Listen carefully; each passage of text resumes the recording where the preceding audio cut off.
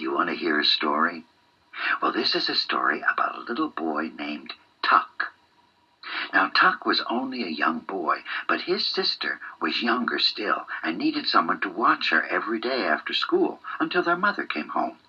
So every day, Tuck would babysit, and he would also have to do his homework.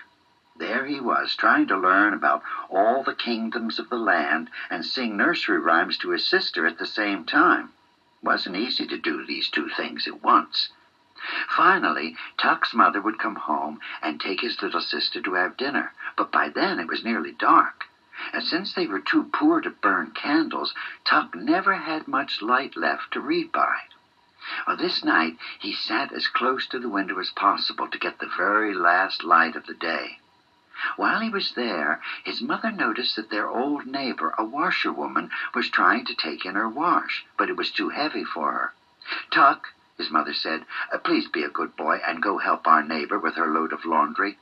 Of course, Tuck did as he was asked, and the woman was very grateful. But when he got back home, there was no time left for his studies at all, only time to get ready and go to bed. Tuck knew that the next day he wouldn't be able to answer his teacher's questions about the kingdoms of the land, and there was nothing he could do about it. As he was falling off to sleep that night, he tried to remember everything he could about those kingdoms, when the strangest thing happened. Just as he was finally more asleep than awake, Tuck felt as if someone was gently kissing him on his forehead and on his closed eyelids. Then, much to his surprise, he saw the old washerwoman and heard her saying, "Tuck, it's not fair that you should get in trouble with your teacher for not knowing the kingdoms of the land just because you were a kind boy and helped me with my wash, or because you took care of your sister." Well, he was just about to tell her that it was okay in his dream, for he must have been dreaming, when he heard a strange kind of whirring sound, like the flapping of giant wings. And then he felt himself lift up out of his bed and soar right out through his window. Impossible as it seemed, little Tuck was flying over his own kingdom. But that wasn't all. Tuck kept on flying. And as he went, it was as if he could hear the washerwoman flying along with him, telling him where they were and who ruled that kingdom. The first place they came to, Tuck could see that the people were very happy. The marketplace overflowed with oranges, apples, peas, carrots, and big fat fish.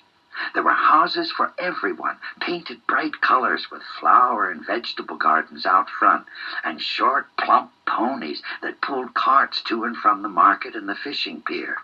When the king's carriage rolled through the streets, all the people smiled and waved as he passed. After several other kingdoms, they came to a very dark and unhappy place. It was almost scary. The whole kingdom seemed sad.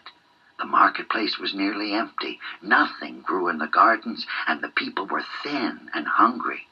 "What's happened here?" Tuck asked the washerwoman. "Why are these people so poor and miserable?" "Because," she answered, "they're ruled by a selfish king who lives with a dragon and is under his spell. But someday a smart young man will come and rid this kingdom of the dragon and make this a happy place again. That young man will be you, Tuck, many, many years from now." "What?" Tuck said to her, not believing his ears, of course. But suddenly, before she could answer, there was another loud whirring and flapping of wings. "What?"